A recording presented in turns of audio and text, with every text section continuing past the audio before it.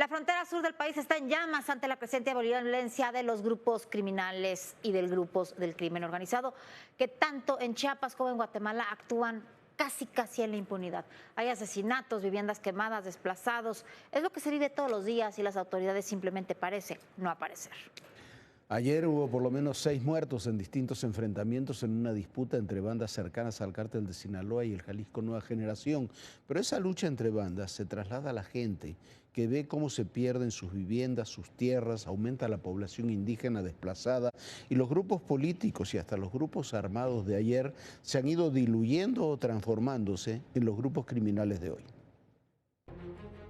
La Sierra Madre de Chiapas está que arde.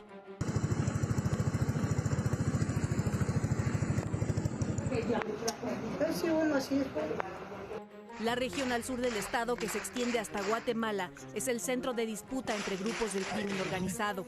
Este martes 29 de agosto, al menos 6 personas fueron asesinadas en una emboscada en el tramo carretero Chicomucelo a Siltepec, a la altura de la comunidad Ampliación San Francisco. Las víctimas viajaban en una camioneta y 2 vehículos. Tras la agresión se dio a conocer un video que muestra a los atacantes despojar de las armas y equipo táctico a sus rivales. Uno de los sicarios advierte que con los caiviles no se juega.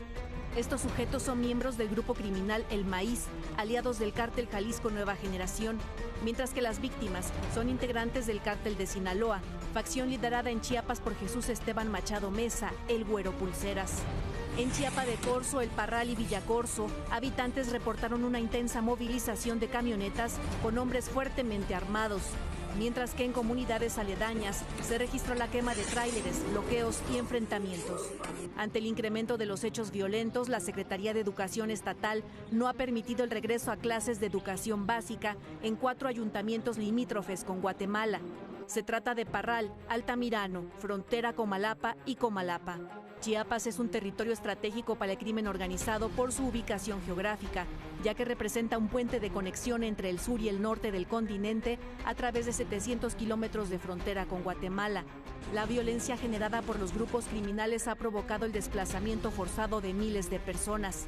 De acuerdo con la Red de Derechos de las Infancias y Adolescentes en Chiapas, de enero a junio se denunciaron 309 casos de desapariciones de niños y adolescentes, un promedio de 51 casos por mes. Desde una perspectiva de género, también cuáles son los impactos diferenciados en hombres y mujeres, y lo mismo con la desaparición, ¿no? O sea, el grupo en mayor vulnerabilidad de desaparición en el estado son mujeres adolescentes entre 15 y 17 años.